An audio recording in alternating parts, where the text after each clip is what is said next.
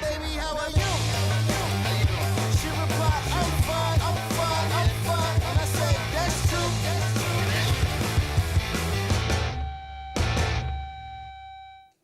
Salut à toutes et à tous, bienvenue dans Fou de Foot, l'émission qui commente, analyse, décortique toute l'actualité du FC Nantes. Mourinho était déjà pris, Ronaldo est toujours joueur. Une semaine après le départ de René Girard, le FC Nantes a jeté son dévolu sur Sergio Conceição. Comme ça qu'on dit, hein. Voilà, à peu près, allez. Pour être le nouvel entraîneur du FC Nantes, qui est-il? Que peut-il apporter au club des bords de l'Erdre? Est-ce un bon choix? Eh bien, on en parle dans un instant. Rupture consommée entre la Brigade Loire et Waldemar Kita. On va revenir sur la première conférence de presse donnée par Romain Gaudin, le porte-parole de la Brigade Loire. C'était mardi soir, le groupe de supporters du FC Nantes, suite aux événements du mois dernier face à Toulouse. Cette grève des encouragements peut-elle avoir des conséquences pour la suite du championnat? Si oui, lesquelles? Eh bien, on posera la question à nos invités aujourd'hui. Olivier Quin, l'ancien Canari. Bonjour Olivier. Bonjour Olivier. Et Julien Soyer, qui est arrivé à temps de Ouest France. Salut Julien, mais il y a du boulot aujourd'hui en même temps. Bonjour les Olivier. Allez, on commence par vos coups de cœur, coups de gueule, c'est parti.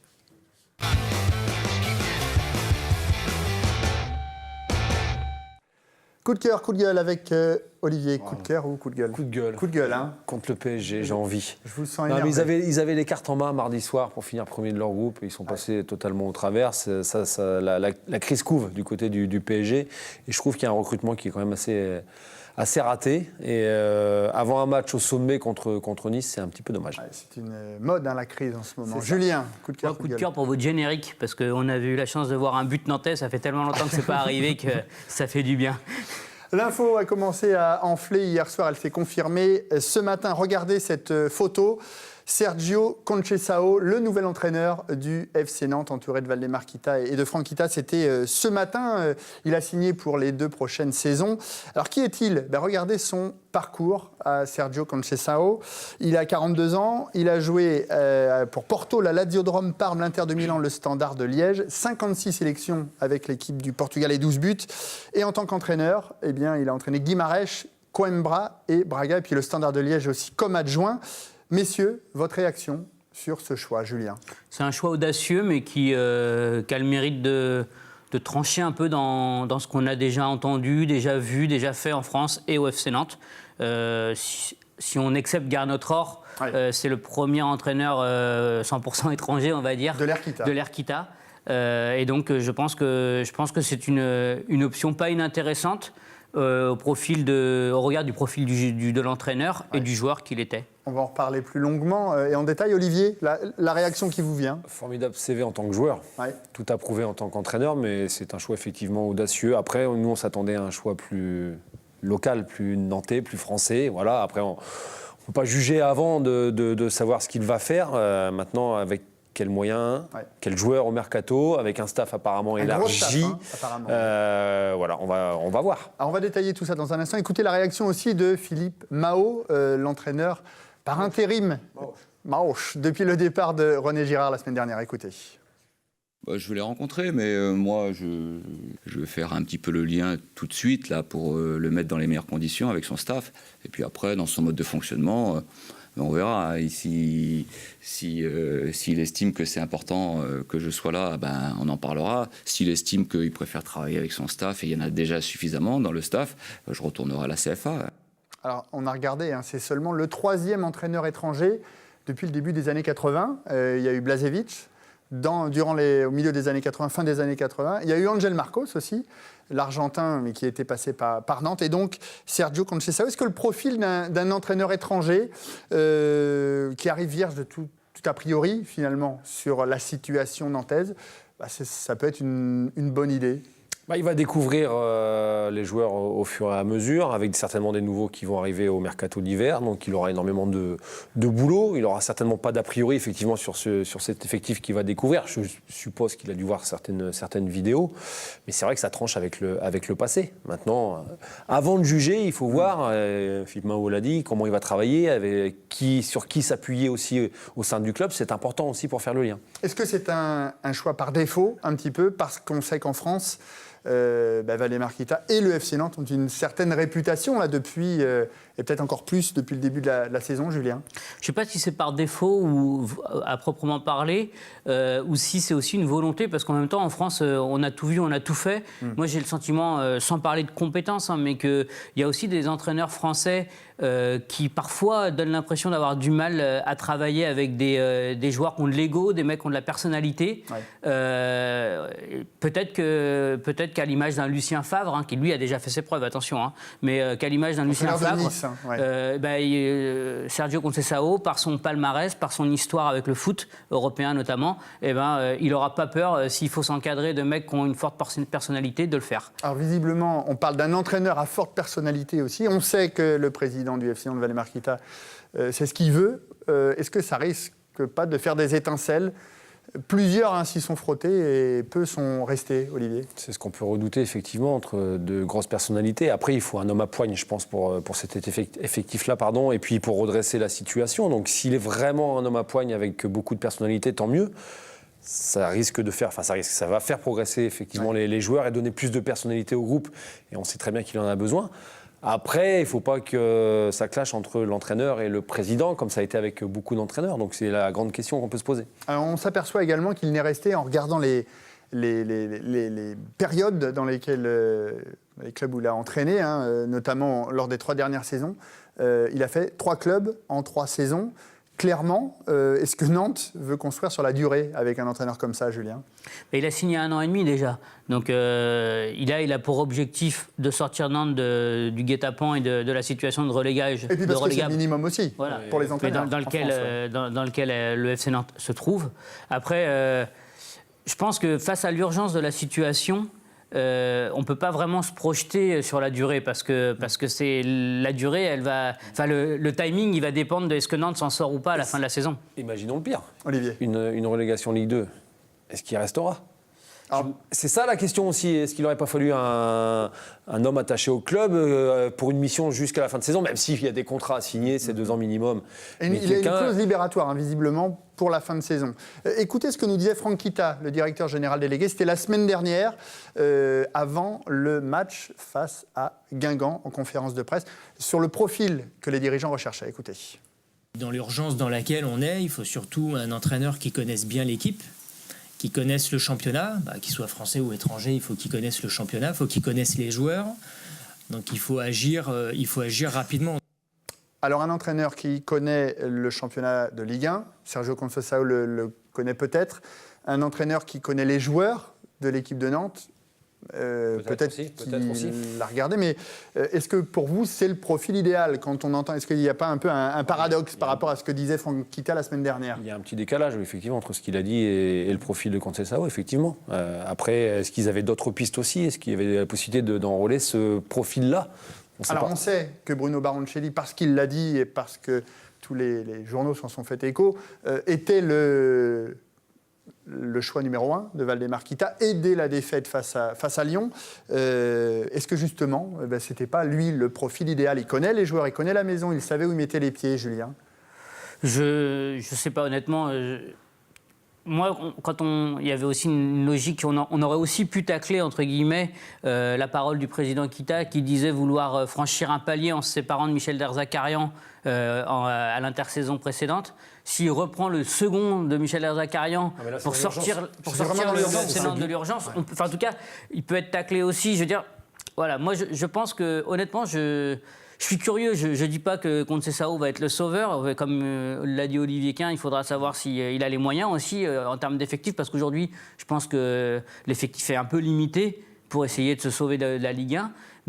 Rester en Ligue 1, pardon. Mais moi, je suis plutôt curieux et j'ai envie de dire, je suis un peu emballé par ce choix audacieux, en fait. Je trouve qu'on va briser des routines, on va briser des idées un peu...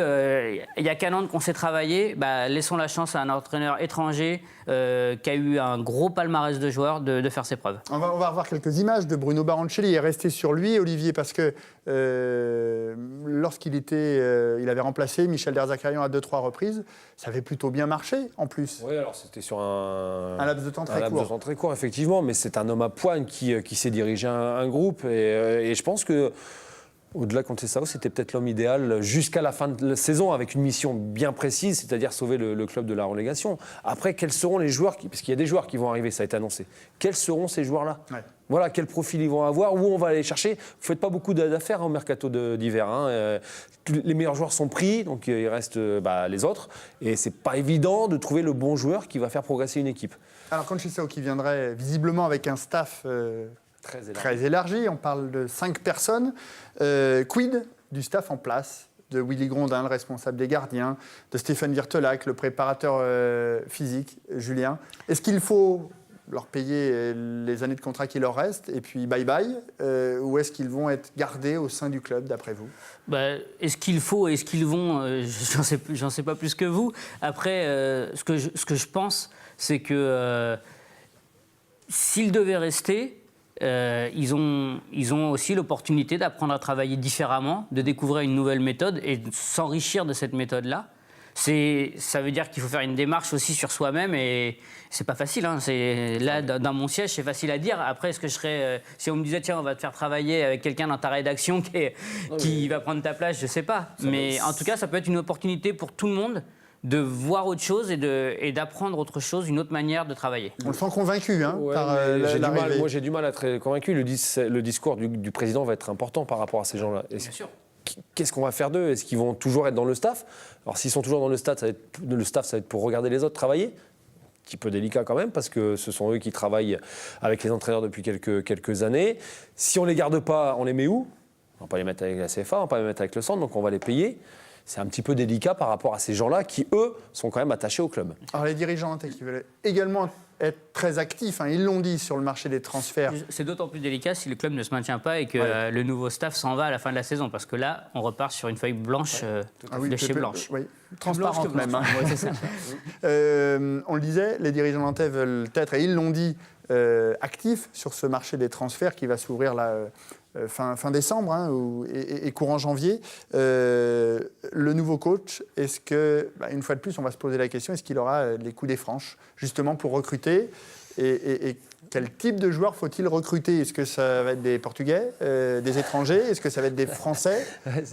C'est une bonne question. Déjà, je pense qu'il faut qu'ils s'appuient sur ceux qui sont au club et qui connaissent mieux l'effectif.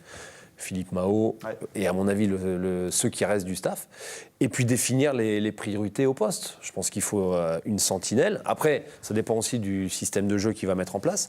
Je pense qu'il faut des joueurs de côté, parce que les joueurs de côté n'ont pas apporté depuis le début de la saison. Il faut peut-être un autre attaquant, parce que c'est compliqué aussi en ce moment pour les attaquants. Ça va dépendre de plein de choses. Est-ce qu'on va prêter des joueurs aussi ? On ne va pas avoir 30 joueurs ou 35 joueurs sous contrat. Il y aura des joueurs qui devront aller voir ailleurs. Donc c'est vraiment un grand chantier qui arrive là très, très rapidement. C'est une impression de déjà-vu un peu, Julien, ça, non ? Oui. C'est en tout cas ce qui s'annonce là. Avec un effectif pléthorique, avec des joueurs dont on ne va pas forcément savoir quoi faire, un staff dont on ne va pas forcément savoir quoi faire. Effectivement, c'est quelque chose qui ressemble à du déjà-vu. Ce sont aussi des signes qui ne sont pas forcément rassurants quand on sait que là, le FC Nantes va avoir 3-4 mois pour se sortir de la lornière. Avec des échéances très très importantes qui arrivent. On va en reparler dans un instant justement de ce programme nantais. D'abord, je voulais vous faire lire et partager ce tweet de notre confrère de l'équipe, Franck Ledors. Je suis tombé là-dessus hier soir. Le FC Nantes, un club français, propriété d'une société belge, dirigé par un Polonais et entraîné par un Portugais. J'en perds mon latin. Et vous, messieurs ? Olivier ? Oui, c'est plus le FC Nantes d'il y a quelques années. Effectivement, il a perdu un petit peu de son identité. Voilà, on casse avec le passé et puis on passe à autre chose. Espérons que ce choix-là soit le bon et qu'il puisse réussir au FC Nantes. Ça va dans le sens de la mondialisation. Ouais.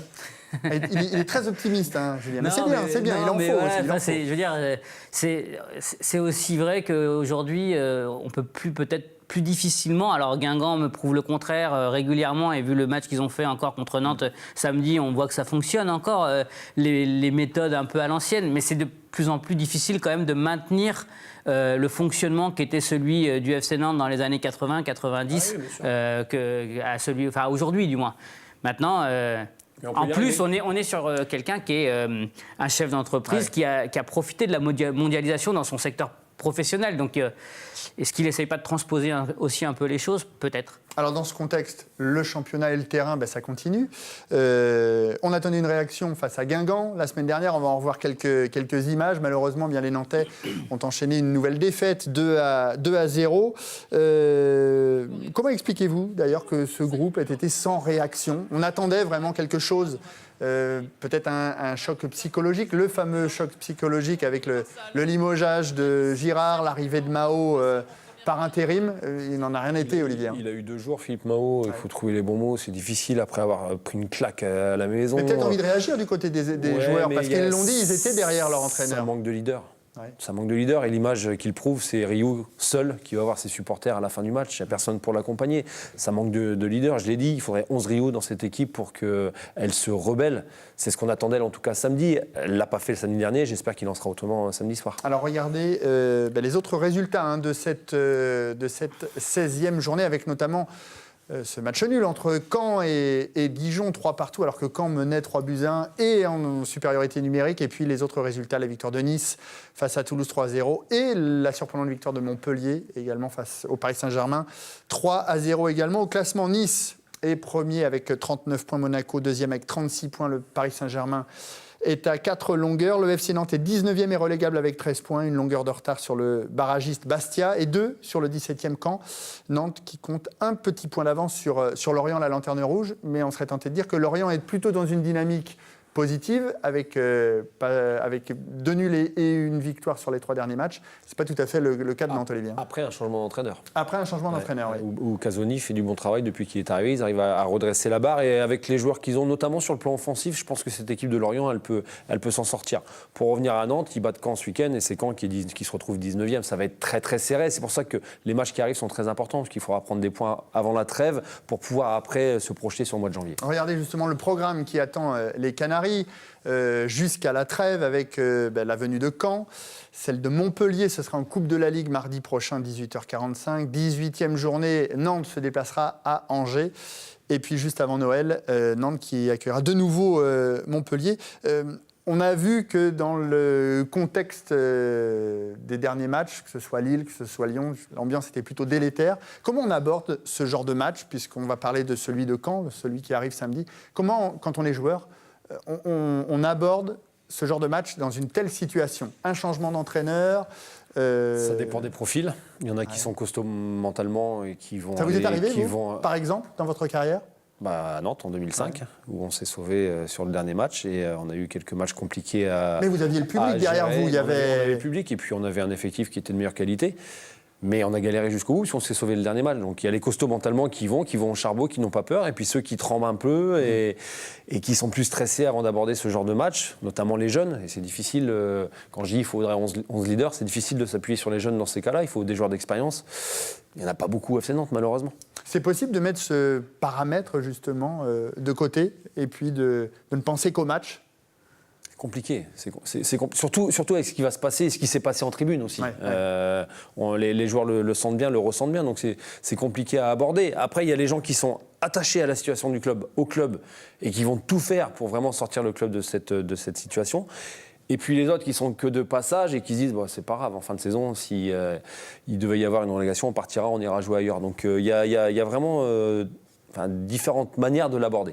Alors ça, c'est pour l'ambiance, l'atmosphère. Julien, un petit mot peut-être? Ouais, après, je pense qu'il y a eu aussi l'effet de surprise, même si ça avait été annoncé contre Lille, puis contre Lyon, parce que Lyon, c'était un gros match, donc on pouvait s'attendre à ce que le public, les joueurs pouvaient s'attendre à ce que le public fasse la trêve de la grève, justement, parce que Lyon, parce que les gros enjeux. Là, je pense qu'ils ne s'attendent pas à grand-chose. Si le public, s'ils arrivent à emballer, à emmener le public avec eux, ce ne sera qu'une bonne surprise. Ils savent que pour s'en sortir, ils vont d'abord compter que sur eux-mêmes, quoi. Alors ça, c'est pour l'ambiance dans les tribunes et l'atmosphère qui risque d'y avoir à la Beaujoire samedi soir.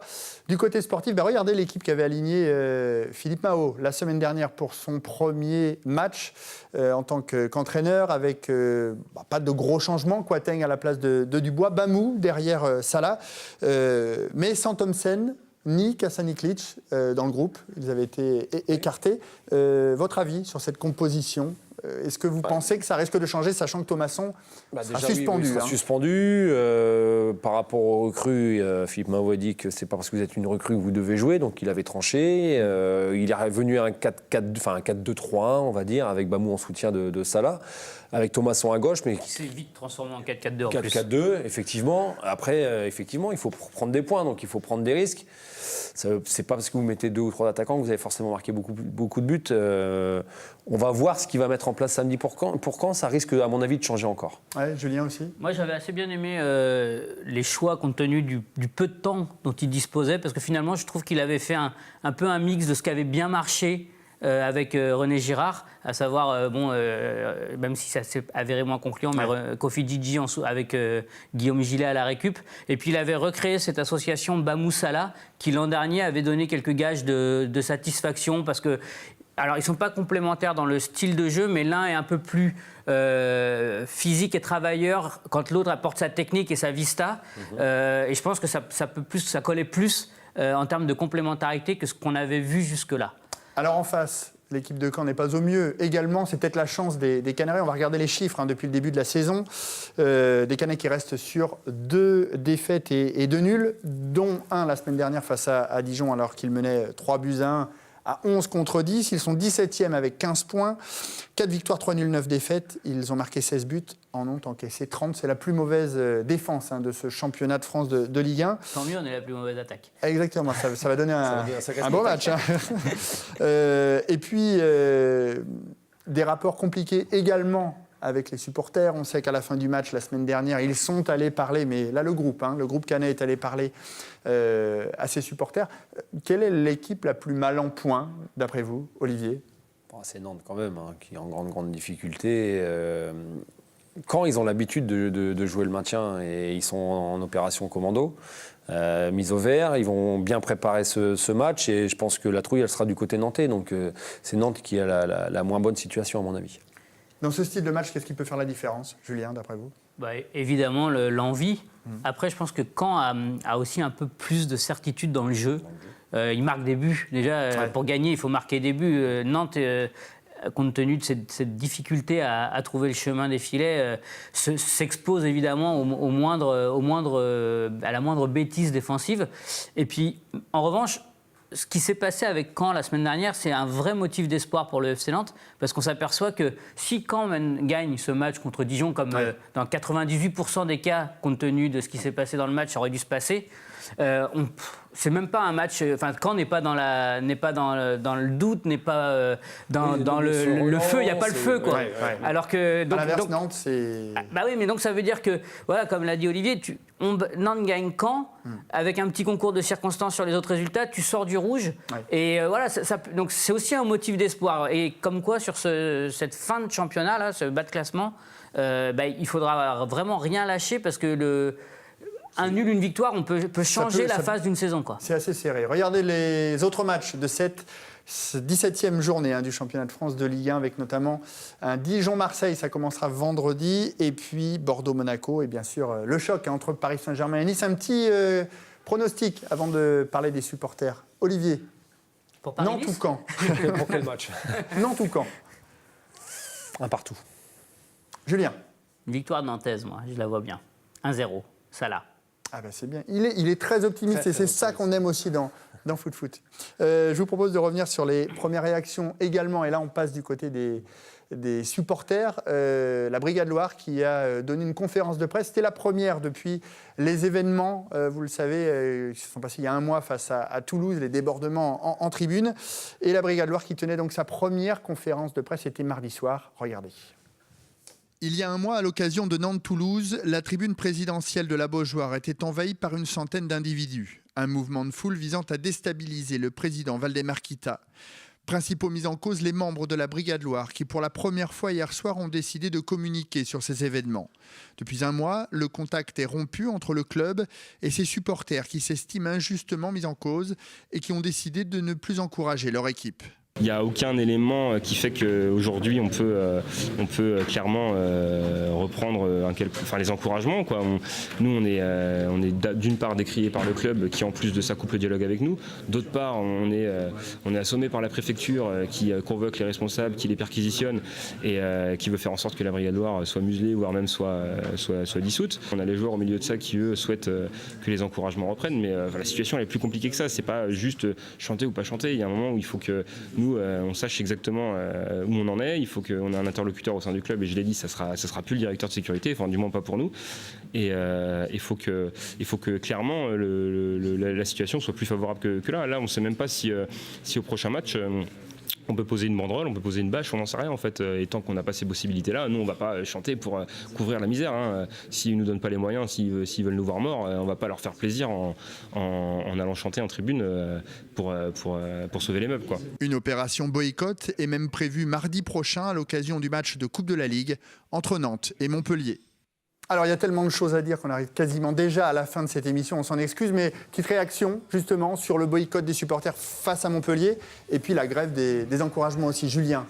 Moi, je peux entendre ce qu'ils disent. Je trouve juste dommage de prendre en otage les joueurs de leur grief contre la direction. Ouais, ça vient vraiment d'un grand malaise effectivement entre eux et la direction. C'est dommage effectivement pour les joueurs. On a sanctionné toute une tribune pour 80 énergumènes qui sont montés dans les tribunes alors qu'ils n'avaient effectivement rien à y faire. C'est dommage parce que là, le club, et je dis bien tout le club, a besoin de cette tribune et de ses supporters. Eh ben merci à tous les deux d'être venus sur le plateau de Foot Foot. Merci également à Nico, Adrien, Glenn et Dany. C'est pas Nico d'ailleurs, c'est Eric. Vous pouvez continuer à nous suivre sur les réseaux sociaux et sur telenantes.com. On se retrouve la semaine prochaine, même endroit, même heure. Salut à tous.